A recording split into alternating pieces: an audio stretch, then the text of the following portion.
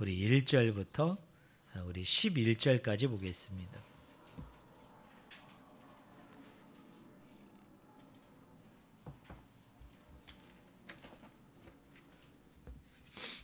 신약성경 169쪽입니다. 169쪽 요한복음 13장 우리 1절부터 우리 11절까지 봅니다.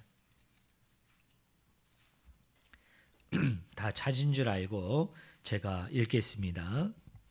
6월절 전에 예수께서 자기가 세상을 떠나 아버지께로 돌아가실 때가 이른 줄 아시고 세상에 있는 자기 사람들을 사랑하시되 끝까지 사랑하시니라. 마귀가 벌써 시몬의 아들 가룟 유다의 마음에 예수를 팔려는 생각을 넣었더라. 저녁 먹는 중 예수는 아버지께서 모든 것을 자기 손에 맡기신 것과 또 자기가 하나님께로부터 오셨다가 하나님께로 돌아가실 것을 아시고 저녁 잡수시던 자리에서 일어나 겉옷을 벗고 수건을 가져다가 허리에 두르시고 이에 대야에 물을 떠서 제자들의 발을 씻으시고 그 두르신 수건으로 닦기를 시작하여 시몬 베드로에게 이르시되 베드로가 이르되 주여 주께서 내 발을 씻으시나이까. 예수께서 대답하여 이르시되 내가 하는 것을 내가 지금은 알지 못하나 이후에는 알리라. 베드로가 이르되 내 발을 절대로 씻지 못하시리이다. 예수께서 대답하시되 내가 너를 씻어주지 아니하면 네가 나와 상관이 없느니라. 시몬 베드로가 이르되 주여 내 발뿐 아니라 손과 머리도 씻어 주옵소서. 예수께서 이르시되 이미 목욕한 자는 발밖에 씻을 필요가 없느니라. 온몸이 깨끗하니라. 너희가 깨끗하나 다는 아니니라 하시니 이는 자기를 팔 자가 누구인지 아심이라. 그러므로 다는 깨끗하지 아니하다 하시니라. 아멘.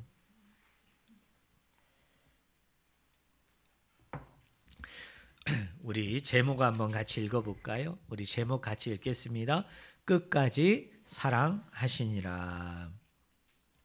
언제까지 사랑하신다고요? 끝까지 사랑하시니라. 이렇게 얘기합니다. 네, 오늘 본문 말씀은 예수님께서 6월절 전에 제자들을 방에 다 모으시고 그 제자들을 향해서 그들의 발을 씻기는 일명 그 세족식을 행하는 그 예식의 이야기가 쭉 기록되어져 있습니다. 여러분 1절에 하반절에 보니까 이런 말씀이 있죠. 사랑하시되 언제까지 사랑하시니라? 끝까지 사랑하시니라 라고 얘기합니다. 여기 끝까지라는 그 헬라어 언어가 뭐냐면 에이스 텔로스입니다. 에이스 텔로스. 이 에이스 텔로스라는 말은 두 가지 의미가 있어요. 먼저는 시간적인 의미입니다.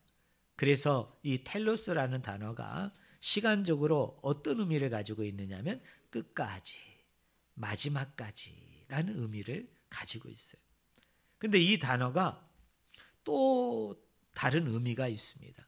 우리 성도님들 한번 따라해 보실래요? 최종 목적, 최종 목표라는 뜻을 가지고 있어요. 그러면 시간적인 의미와 또 최종 목적, 최종 목표라는 이 두 가지를 갖다가 우리가 연결해서 생각해 보면 끝까지 사랑하니라 라고 얘기할 때 이 끝까지가 의미하는 것이 있어요. 이 끝까지가 가리키는 게 있어요. 여기 끝까지라는 말은 우리 성도님들이 오해하면 뭐 예수님이 재림할 때까지 아니면 예수님은 영원까지 함께 하시고 영원토록 우리를 사랑하시니까 하나님이 계시는 그 영원토록 영원 끝까지 우리를 사랑하신다라고 이해할 수 있지만 그러나 텔로스라는 단어는 어떤 한 사건을 가리킵니다. 어떤 한 사건까지를 이야기합니다. 언제까지일까요? 예수님이 십자가에 죽으실 때까지. 예수님이 십자가에서 인류를 향한 그 사랑, 인류를 향한 그 구원을 완성하시고 성취하시는 그 사건인 십자가까지 어떻게 하신다고요? 사랑하신다. 그런 의미를 담고 있는 것이 이 끝까지라는 말이에요. 그런데 충격적이고도 놀라운 것은 우리 예수님께서는 자기를 따르는 제자들을 향하여 내가 십자가에서 죽을 때까지, 내가 십자가에서 인류를 향한, 너희를 향한 모든 구원과 사랑을 완성하고 성취할 때까지, 그때까지 나는 어떻게 하든지 누구든지 나는 너희를 사랑하겠다. 그렇게 말씀하고 계시는데 예수님이 처한 그 정황들, 상황들을 보면 이것과는 정반대되는 행동들을 하고 있는 사람이 있는데 그 사람들이 누굽니까? 제자들이에요. 자, 오늘 본문 말씀에 여러분 거기 2절을 보니까 우리 2절 말씀을 한번 같이 읽어볼까요? 2절 같이 읽겠습니다. 마귀가 벌써 시몬의 아들 가룟 유다의 마음에 예수를 팔려는 생각을 넣었더라. 너무 충격적이잖아요. 너무 놀랍잖아요. 예수님은 지금 제자들을 사랑하시되 언제까지 사랑하신다고요? 끝까지, 마지막까지.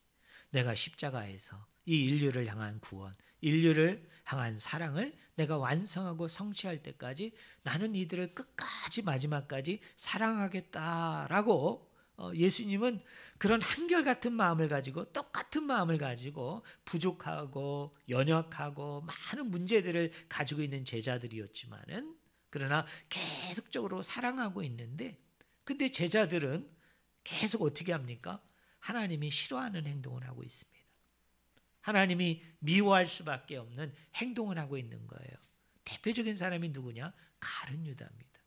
사단이 그의 마음 가운데 예수를 팔려는 생각을 집어넣었고 결국 그 사단의 지배를 받는 가운데 이 가룟 유다가 예수님을 어떻게 합니까? 은 30냥의 대제사장들과 또 많은 유대 지도자들에게 예수님을 넘겨주는 그런 끔찍한 죄악을 저지르게 된 것을 우리가 말씀을 통해 알 수 있어요. 여러분, 가룟 유다가 왜 예수님을 팔려는 생각을 가졌을까요? 원래 처음부터 그런 생각을 가졌을까요? 아닙니다.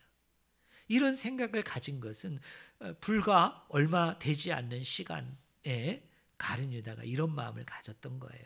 특별히 우리가 읽지는 않겠습니다만 마태복음 26장을 보면은 이 26장 안에는 세 가지의 말씀이 기록되어 있습니다. 자, 26장 2절을 보니까 예수님께서 제자들을 불러 모으신 가운데 예수님이 말씀하십니다. 이제 내가 며칠이 못 되어 몇 날이 못 되어 내가 십자가에 죽을 것이다. 내가 십자가에 매달려 이제 죽게 되어진다. 그 이야기를 합니다. 그리고 난 이후에 26장 6절부터 13절에 보면은 무명의 한 여자가 향유 옥합을 가져와서 그것을 예수님의 발 앞에 깨뜨리고 그 기름을 어디에다 붓습니까? 머리에다가 기름 부음을 하게 되어집니다. 예수님께서 이 기름 부음 받는 사건을 통해서 제자들과 여인에게 이야기합니다. 이 여인이 오늘 나에게 기름 부음을 받도록 한 것은 뭐를 준비하기 위함이다? 장례를 준비하기 위함이다. 장례를 예비하기 위함이다. 그리고 난 후에 26장 14절부터 여러분 16절에 보면 오늘 본문 말씀 2절에 나오는 것처럼 장차 유다가 나를 배반하게 되어질 것이다. 장차 유다가 나를 유대 지도자들에게 팔게 되어질 것이다 라는 말씀이 나와요. 자, 이 세 가지의 말씀이 이렇게 기록이 되어져 있는 것은 마태라는 기자가 왜 유다가 예수님을 배반할 수밖에 없었는가? 왜 유다가 예수님을 팔려는 생각을 가질 수밖에 없었는가라는 것을 후대의 성경을 읽는 독자로 하여금 이야기해 주고자 하는 것이 있었던 거예요. 그것이 뭐냐면 유다는 예수님을 쫓을 때 자기가 예수님을 쫓게 되어지면은 나는 이 예수님을 쫓음을 통해서 이런 사람이 반드시 될 것이라는 기대가 있었어요. 여러분, 희망이 있었습니다. 그런데 그 기대가 아주 컸던 거예요. 너무 컸던 거예요. 그런데 자꾸 예수님이 뭐라고 말씀합니까? 내가 십자가에 죽게 되어진다. 이제 며칠이 몇 날이 되어지면 내가 십자가에 죽을 것이다. 그 이야기를 이 유다가 한 번 듣고 두 번 듣고 세 번 들으면서 이런 거죠. 기대가 너무 컸기에, 기대를 너무나 많이 했기에 예수님의 그런 말씀들이 이 가룟 유다를 어떻게 한 거예요? 실망을 시킨 거예요. 그런데 기대가 너무 큰 만큼 뭐도 컸을까요? 그거에 못지않은 실망도 아주 컸던 거예요. 가룟 유다는 무슨 생각을 한 겁니까? 예수님이 예루살렘에 가기만 하면, 예루살렘 성에 입성하기만 하면 이 로마의 지배로부터, 이 로마의 속박으로부터 우리 민족을 구원할 뭐예요? 메시아, 구주, 참된 왕이 되어질 것이고, 그분이 왕이 되어지면은 나는 어떻게 되어질 것이다?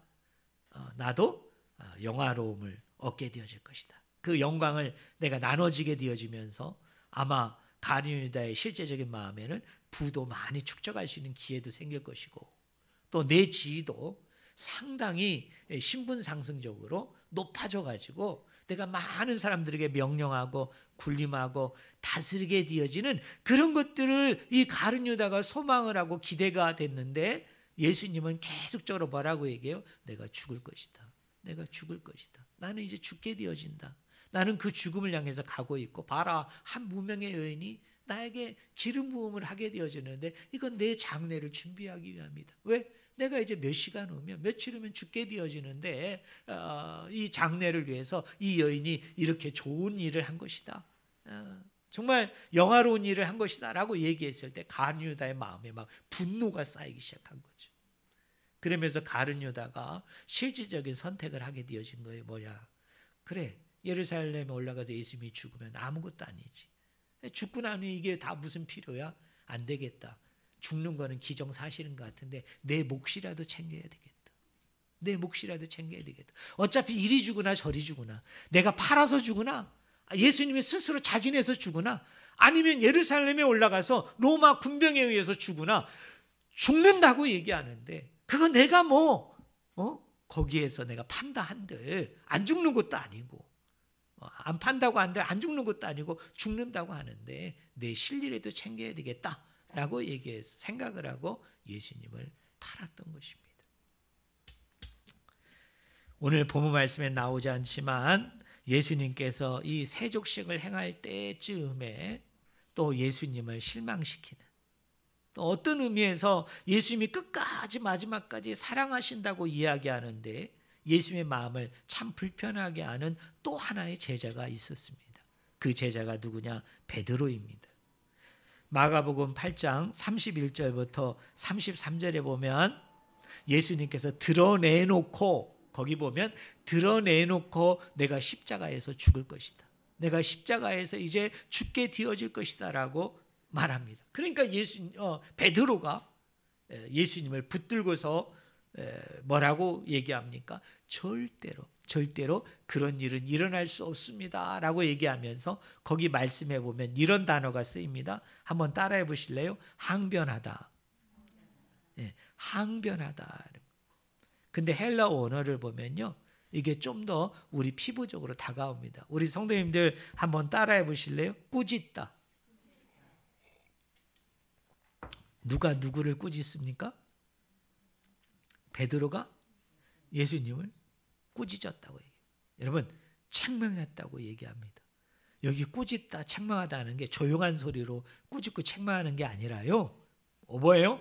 쉽게 얘기하면 버럭 막 화를 내면서 예수님을 어떻게 해요? 나무랬다는 거예요. 여러분, 예수님을 막 꾸짖었다는 거예요. 예수님을 막 책망했다는 겁니다. 왜? 어떻게 십자가에 죽을 수 있습니까? 아니, 왜 십자가에 죽으시려 합니까? 그리고 예수님이 십자가에 죽는 것을 저희가 허락할 수 없습니다. 절대로 예수님은 십자가에 죽으시면 안 됩니다 라고 막 나무라고 책망하고 막 그랬던 거예요. 이런 정황, 이런 상황 속에서 예수님께서 제자들을 사랑하시되 언제까지 사랑하셨다고요? 끝까지, 마지막까지, 십자가에 죽으실 때까지 사랑하셨습니다. 근데 이 끝까지 사랑하는 것이 무엇인가를 알려주기 위해서 예수님께서 행하신 의식이 있는데 그게 뭐일까요? 따라해 볼까요? 세족식. 여러분, 세족식입니다. 여러분, 발을 씻긴 거예요. 그러니까 우리는 이 세족식을 이해함에 있어서 큰 주제는 이미 정해져 있어요. 자, 세족식은 뭐에 관련된 말씀이다? 따라하겠습니다. 사랑하시되 끝까지 사랑하시니라. 네, 여러분이 문맥을 잘 보시라고 그랬잖아요. 세족식은 다른 이야기가 아니에요.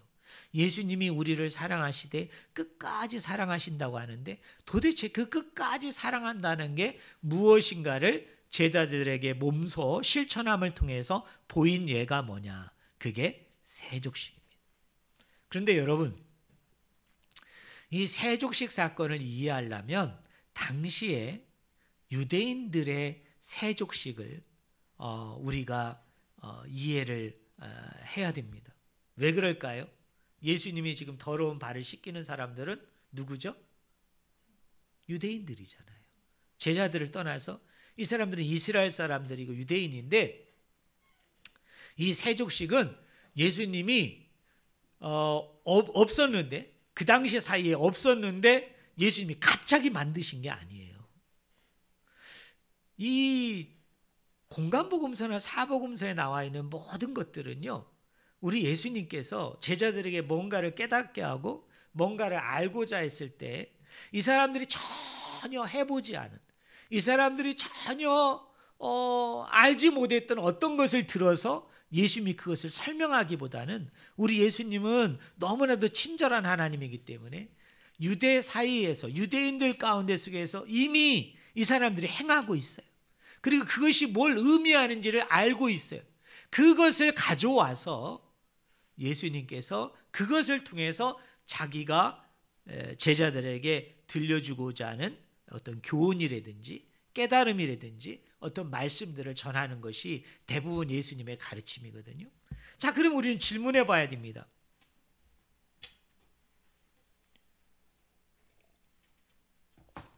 예수님 당시의 유대인들은 세족식을 행하는데 이 사람들은 두 가지 종류의 세족식이 있었어요. 두 가지 종류. 몇 가지가 있다고요? 두 가지가 있어요. 첫째로는 성전에 들어올 때, 여러분, 성전에 들어올 때 그 놋대야에, 놋으로 만든 대야에다가 이렇게 물을 받아 놓습니다. 그럼 이 사람들이 그 성전을 출입할 때 뭐와 뭐를 씻을까요? 거기에서 손을 씻습니다. 여러분, 발을 씻습니다. 왜 씻을까요? 이게 정결의 의미입니다. 정결의 의미. 내 손에 있는 부정한 것을 씻는 거예요. 내 발에 묻어있는 부정한 것을 씻는 거예요. 그래서 이 사람들은 성전에 들어갈 때마다 반드시 해야 되는 게 있어요. 그것이 뭐냐면 손을 씻고 그 다음에 뭐를 씻는다고요? 발을 씻는 거예요. 이게 무슨 의미라고요? 정결의 의미다. 부정한 것을 깨끗게 한다라는 의미입니다. 자, 그 다음에 두 번째로 유대인들이 즐겨하던 또 세족식이 하나 있어요. 그것은 어디에서 이루어지느냐면 가정에서 이루어집니다. 집에서 이루어집니다. 여러분, 가정에 누가 방문을 했어요. 그 사람이 친척이든 또는 형제이든 친구이든 누구이든 여러분 집에 방문하면은 그 집의 주인이 그 방문한 사람들의 발을 씻는 게 아니고 누가 여러분 그 발을 씻겠어요? 누가? 그 집의 종, 노예가 그 사람들의 어떻게 해요? 발을 씻어주는 거예요. 자, 성전에 들어가는 사람이 손을 씻고 발을 씻는 것은 어떤 의미다? 정결의 의미다. 부정을 씻어주는 의미다. 그럼 여러분 한번 생각해 봅시다. 가정에 오는 사람의 발을 씻어주는 것은 무슨 의미일까요? 그것도 정결의 의미입니까? 아니에요. 가정에 들어오는 사람의 발을 씻어준다는 것은 우리 성도님들 한번 따라해 보세요. 환대하다. 환대한다는 의미예요. 환대한다는 의미. 환대가 뭐죠? 환영하는 거예요. 환영해 주는 거예요. 자, 이 환영해 주는 의미가 뭡니까? 이런 의미예요. 우리는 기꺼이 당신을 우리의 귀빈으로, VIP로 또는 우리와 같은 가족으로, 형제로, 친구로 내가 당신을 어떻게 한다는 거예요? 받아준다는 거예요.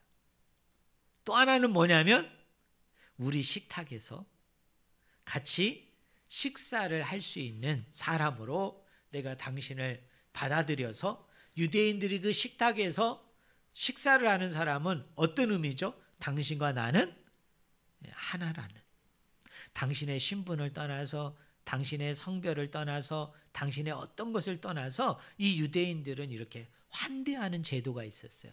이렇게 환영하고 환영합니다. 그리고 같이 앉아서 공동 식사를 하는데 이 사람들은 그 식사를 음식 나눠 먹는 것 이상의 의미를 부여하는 거예요. 뭐예요? 당신과 나는 이제 하나이다는, 한 가족이라는, 한 형제라는 그런 의미를 가지고 있는 게 뭐라고요?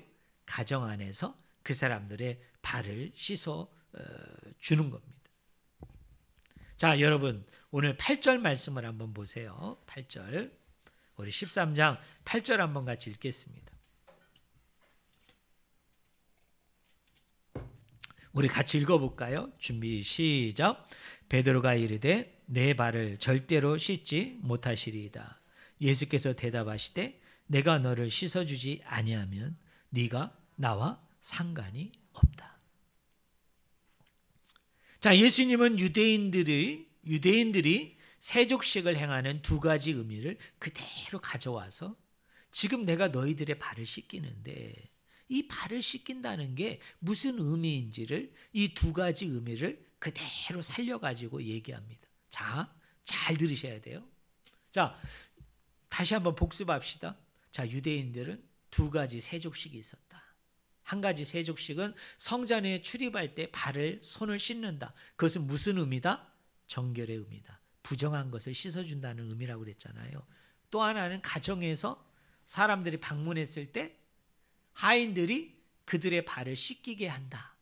그 의미는 발에 있는 먼지를 털어내고 발에 있는 먼지를 씻는다는 의미가 아니라 내가 너를 뭐 한다는 의미라고요? 환대한다. 환영한다. 이제 너와 나는 한 가족이 됐다는, 너와 나는 이제 한 형제가 되어졌다는 의미입니다. 자, 베드로에게 주님이 말합니다. 내가 너를 씻어주지 아니하면 네가 나와 상관이 없느니라. 여기 상관이라는 말을 이런 단어로 바꾸면 더 원문 해석에 가깝습니다. 우리 성도님들 한번 따라해 보실래요? 관계가 없다. 여러분, 관계가 없다는 거예요. 관계가 없다. 그러니 내가 너희들의 발을 반드시 씻어야 된다는 거예요. 발을 씻지 아니하면 너와 나는 아무 상관이 없어. 너는 나와 아무 관계가 없어. 그래서 내가 너의 발을 씻기는 거야. 그러니까 너희는 반드시 발을 씻어야 된다고 얘기합니다. 그랬더니 10절에 베드로가 엉뚱한 이야기를 합니다. 자, 우리 8절에 시몬 베드로가 엉뚱한 말을 하죠. 시몬 베드로가 이르되 주여 내 발뿐 아니라 손과 머리도 씻어 주옵소서. 자, 10절 우리 같이 읽겠습니다. 아주 중요한 말씀이에요. 같이 읽읍시다. 예수께서 이르시되 이미 목욕한 자는 발밖에 씻을 필요가 없느니라. 온몸이 깨끗하니라. 너희가 깨끗하나 다는 아니니라 하시니라. 여러분, 이 10절이 의미하는 바가 뭘까요? 자, 이걸 잘 해석하셔야 돼요. 자, 10절에 이렇게 얘기합니다. 이미 목욕한 자는 발밖에 씻을 필요가 없느니라고 해요. 여기 두 가지 행위가 나오죠. 자, 뭐죠? 목욕하는 거와 발을 씻는 게 나오잖아요. 자, 우리 성도님들 저를 보세요. 목욕하는 거와 발을 씻는 거는 서로 다른 행위일까요? 아니면 같은 것을 예수님이 두 가지로 얘기하는 걸까요? 뭘까요? 이 본문을 오해하면 목욕하는 건 큰 거고 발을 씻는 건 작은 것 같아요. 저도 예전에 그렇게 이해했던 적이 있어요. 아, 목욕하는 거는 예수님의 피로 말미암아, 예수님의 그 십자가의 죽음으로 말미암아 우리가 용서함 받은 거, 구원함을 얻은 거. 그리고 발 씻는 건 뭐냐? 내가 비록 구원함을 받고 십자가 안에서 내 죄의 용서함을 다 받았지만 자범죄라는 게 있어서 매일같이 범죄하잖아요. 매일같이 불순종하잖아요. 그럴 때마다 우리가 하나님 앞에 나와서 매일 회개하고 자백해야 되는 것처럼 그때마다 발을 씻는 것으로 이해했어요. 저도 한때는. 그런데 여러분, 이 본문을 이해하려면 요한복음이라는 1장부터 21장이라는 구조 속에서 이 본문 말씀을 접근해야 됩니다. 자, 여기 씻는다라는 말이요. 죄송합니다. 깨끗하다라는 말이 헬라어로 뭐냐면 카타로스입니다. 카타로스. 이 카타로스라는 말이 요한복음 안에서요. 딱 3번 쓰입니다. 3번 쓰여요. 근데 2번은 오늘 저와 여러분이 읽은 본문에 나옵니다. 13장 10절하고 13장 11절에 보니까 다는 깨끗하지 아니하니라 할 때 여기 깨끗하다라는 단어가 나오잖아요. 요 2개만 봐가지고는 이 깨끗하다는 게 뭐를 의미하는지를 알 수가 없어요. 그런데 이 깨끗하다는 단어가 요한복음 15장 13절에 한 번 더 나옵니다. 우리 요한복음 15장 13절만 한번 찾아서 봅시다. 이게 중요한 말씀이기 때문에 15장 13절.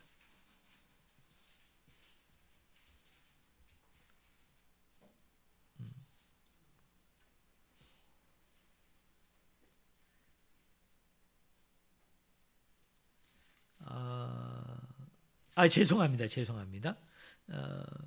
15장 3절. 15장 3절입니다. 15장 3절.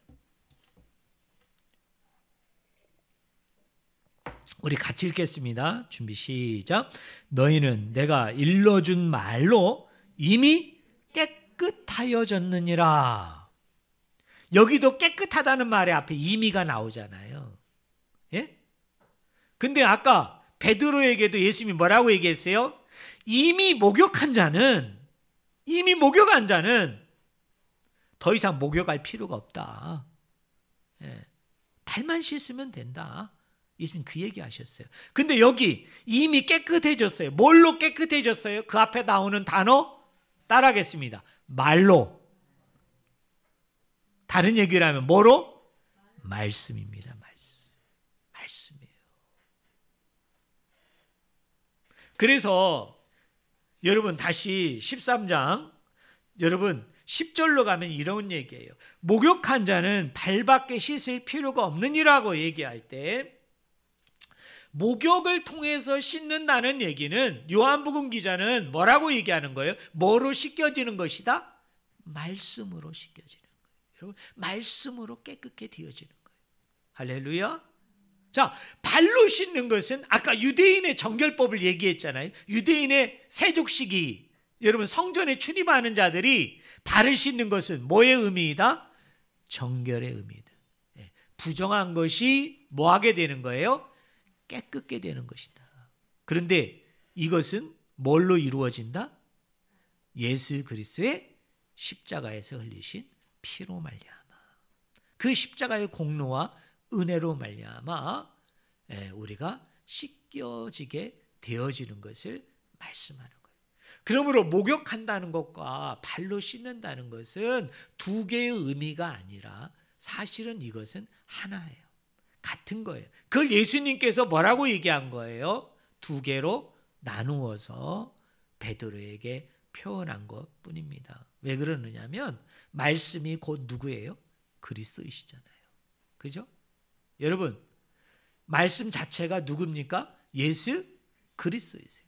그래서 말씀으로 씻겨진다. 예수 그리스도로 말미암아 씻겨진다. 그럼 예수 그리스도로 말미암아 씻겨진다는 말이 뭡니까? 십자가의 은혜로 말미암아, 십자가의 그 한 번에 흘리신 보혈로 말미암아, 피로 말미암아 우리가 완전히 씻겨지게 되어지는 그것을 예수님께서 이렇게 두 개의 다른 표현으로 말씀하신 거예요.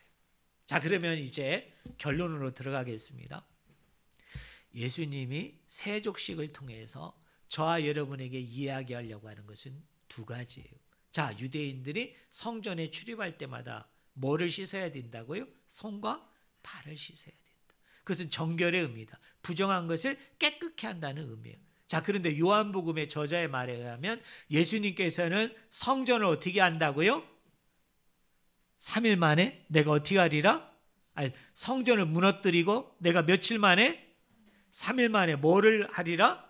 성전을 다시 세우겠다. 다시 짓겠다고 얘기하죠. 이거를 어려운 말로 이렇게 표현할 수 있습니다. 따라하겠습니다. 손으로 짓지 아니한 성전. 자, 예수님이 멸망시키고자 하는 저 헤롯 성전은, 헤롯 대왕이 지은 저 성전은 사람의 손에 의해서 지어진 성전인데, 내가 이 성전을 해파하리라, 내가 이 성전을 돌 위에 돌라놔도 무너뜨리겠다라는 얘기예요. 그리고 난 후에 내가 새로운 성전을 지을 것인데, 이 성전은 우리의 손으로 지은 성전이 아니에요. 우리의 수고와 우리의 노력과 우리의 땀방울로 지어진 성전이 아니라 예수 그리스도로 말미암아, 하나님으로 말미암아 우리의 손으로 짓지 아니하는 영원한 성전이 되는 누구를 얘기하는 거예요? 예수 그리스도를 이야기하는 거예요. 예수님 그 자신을 이야기하는 거예요. 그 십자가와 부활의 사건을 통해서 하나님이 궁극적으로 이루시고자 하는 그 영생, 그 생명, 그 구원을 가져다주는 손으로 짓지 아니한 그 성전을 이야기하는데, 이 성전에 너희들이 출입을 할 수 있는 유일한 길이 있다. 유일한 방법이 있다. 그것은 뭐예요? 예수님께서 십자가에서 흘리신 그 단 한 번의 죽음으로 말미암아 완성하신 그 보혈로 말미암아, 그 피로 말미암아 속죄함을 받고 깨끗함을 얻은 사람들만이 손으로 짓지 아니한 그 성전으로 들어가게 되는 하나님의 은혜를 얻게 된다. 사랑을 받게 된다. 그것을 드러내 보이는 시청과 교육이 뭐였느냐면 바로 세족식의 의미라는 거예요. 여러분 이해되십니까? 그게 첫 번째로 세족식이 가지고 있는 의미예요. 그 다음에 두 번째로는, 자, 가정에서 유대인들이 세족식을 행하는 의미는 뭐이다? 환대라고 그랬죠. 환영이라고 그랬죠. 자, 우리가 예수님이 제자들을 향해서 그들을 발을 손수 씻어주는 일은 뭘 의미하는 겁니까? 따라하겠습니다. 너와 나는 이제 한 가족이다. 따라하겠습니다. 한 형제다. 한 몸이다. 너와 나는 하나다. 이것을 보여주기 위해서 우리 예수님께서 행한 예식이 뭡니까? 그게 바로 세족식인 거예요. 사랑하는 성도 여러분, 오늘 우리 귀한 주일학교 아이들이 오늘 우리가 입교를 하고 여러분 오늘 귀한 세례식을 행하게 되어지는데, 여러분 이 세례도 똑같은 의미를 가지는 겁니다. 자, 제가 우리 아이들의 머리에 이렇게 물을 바릅니다. 물을 발라요. 그 한 번 바르고 두 번 바르고 세 번 바르는 이유는 뭡니까? 그게 씻음의 의미예요. 부정한 것들을 정결케 한다는 그 의미가 담겨 있는 거예요. 또 하나는 뭐죠? 그 세례를 통해서 이제 나는 죽었고 나는 예수 그리스도 안에서 다시 살아났다는 것을 의미합니다. 또 하나는 그 세례를 통해서 뭐예요? 이제 나는 그리스도와 하나이다. 나는 이제 그리스도와 한 몸을 이루게 되어졌다는 것을 상징적으로 행하는 의식 중에 하나가 뭐냐? 그게 바로 여러분 세례예요. 저는 오늘 세례받는 사람들이 세례식을 행할 때 그 세 가지를 마음판에 잘 새겼으면 좋겠어요. 예수 그리스도의 그 피로 말미암아 나는 이제 정결한 사람이 됐다. 거룩하고 깨끗한 사람이 되어졌다라는 거. 또 내가 이 세례식을 통해서 그리스도와 한 몸이 됐다. 이제 하나의 하나가 되어졌다. 바로 그 의미로 내가 세례를 받게 되어진다. 그리고 과거에 나는 이제 죽었고 나는 그리스도 안에서 이제 새롭게 태어난 사람이기 때문에 나는 이제 그리스도 안에서 하나님 안에서 머무는 자이고 그분을 위해서 나는 계속적으로 살아가겠다는 그 다짐과 고백 속에서 이 세례 예식을 행하는 겁니다. 사랑하는 성도 여러분, 우리 하나님께서는 우리를 사랑하시되 끝까지 마지막까지 그 십자가의 죽음까지 저희들을 사랑하셨습니다. 왜 사랑하셨다고요? 첫째로는 뭐의 의미다?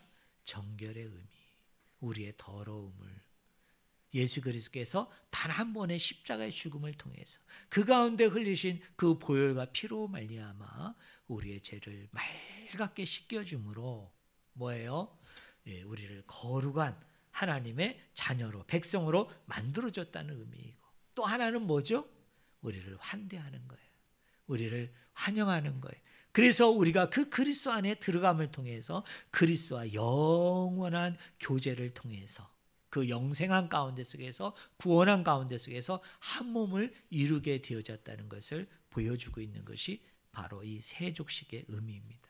저는 이 은혜와 이 사랑을 여러분이 아시고 정말 하나님께서 변함없이 지금도 저와 여러분들을 사랑하시되 하나님 그 사랑이 이런 사랑으로 우리에게 보여줬는데 저도 하나님을 위해서 이제는 그 사랑을 받은 자로서 사랑을 받지 아니한 다른 사람들의 발을 씻기라고 그랬잖아요. 서로 씻기라고 그랬잖아요. 바로 그리스도가 우리의 구세주이고 구원자인 것을 모르는 사람들에게 열심히 전하고 또 세상 사람들의 출신이 뭐이든 간에 그 사람의 사회적인 지위가 무엇이든 간에 그 사람의 지혜가 어느 정도이든 간에 그 사람이 어떤 사람이든 간에 환대하고 환영함을 통해서 내가 그리스도 하나가 되어졌듯이 이제는 내가 그 사람과 한 몸을 이루고 나아가서는 다 같이 그리스도와 한 몸을 이룸을 통해 하나님의 거룩한 공동체를 낳아야 된다는 사실을 깨닫고 열심히 순종하고 복종하는 저와 여러분이 되기를 주님의 이름으로 간절히 축원을 드립니다. 기도하겠습니다.